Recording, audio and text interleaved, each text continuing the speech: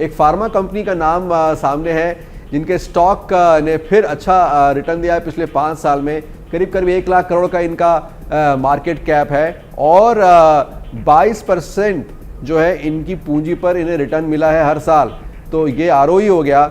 इसके अलावा इनकी सेल्स 17% के औसत से बढ़ रही है हर साल पिछले 5 साल में, और इनका मुनाफा भी ठीक ठाक बढ़ा है 23% की दर से हर साल।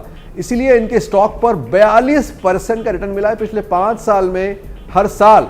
तो ये काफी मुनाफे का सौदा हो सकता था जिसने 5 साल पहले इस पर निवेश किया हो।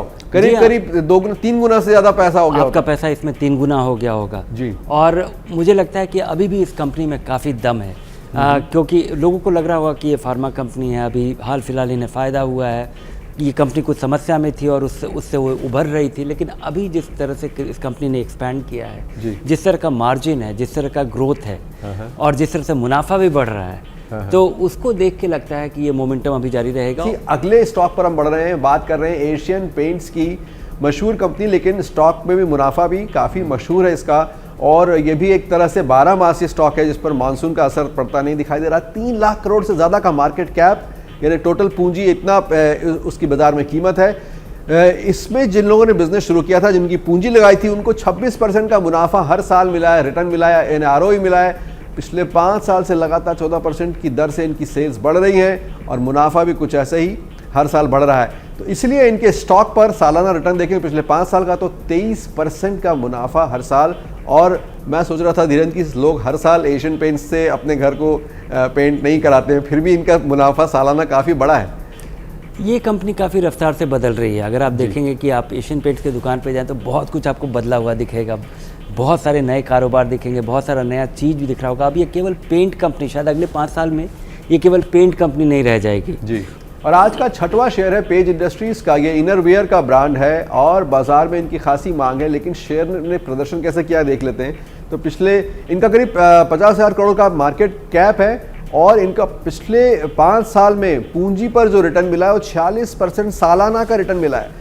और यही नहीं, ये सब इसलिए हो रहा है क्योंकि हर साल 13% के आसपास इनकी सेल बढ़ रही है पिछले 5 सालों में, और 15% जो है इनका मुनाफा बढ़ रहा है। इसी वजह से इस शेयर पर रिटर्न जो मिला है पिछले 5 साल हर साल 23% के आसपास। तो ये स्टॉक 5 सालों में साबित हो रहा है 12 मासी। धीरेन्द्र, इनके कई मशहूर ब्रांड्स भी हैं और कंजम्पशन बहुत ज़्यादा है इसलिए, या फिर इन्हें अच्छा मैनेजमेंट किया है इसलिए हर साल इनका मुनाफा बढ़ रहा है? नहीं, एक तो ये काफ़ी इस्टेब्लिश्ड ब्रांड था जो कि भारत में आया।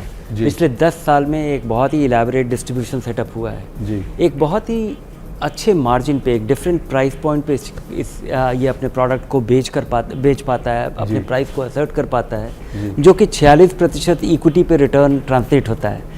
इस वजह, और अभी भी ये बढ़ता हुआ कारोबार है, अभी भी सेल्स बढ़ रहा है और मुनाफा भी बढ़ रहा है, और इस वजह से लोगों को 23% का सालाना रिटर्न मिल पाया है। तो ये एक नॉन साइक्लिकल बिजनेस है।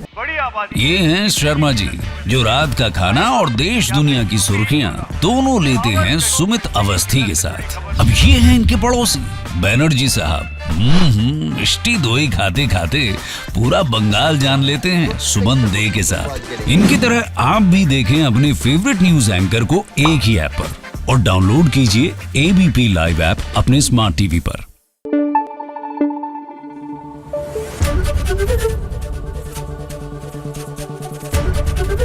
ABP न्यूज आपको रखे आगे।